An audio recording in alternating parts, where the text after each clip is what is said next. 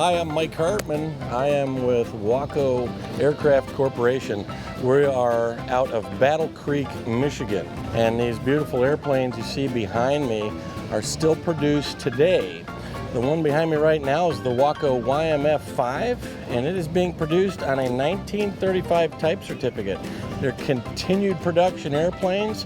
They're a lot safer now, they're more reliable. We've got some creature comforts in them, and we do have an avionics package that's more modern.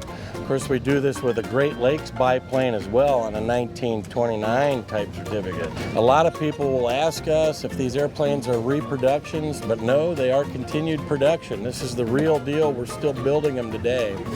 Why we build them is because we want to provide people with that 1930s flair, that 1930s feel.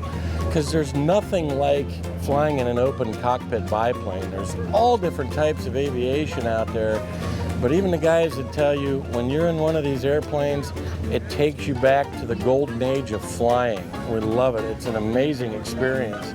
And just to give you an idea about that, we've had these airplanes from coast to coast, and we took 3 airplanes with us, and we were traveling around to air expos around the United States.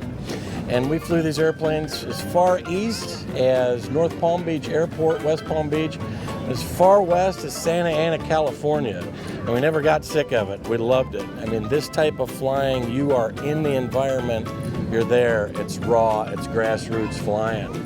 And up in Battle Creek, Michigan, we've expanded our footprint to 4 times the size of what it was up there. So we have a huge complex there right now.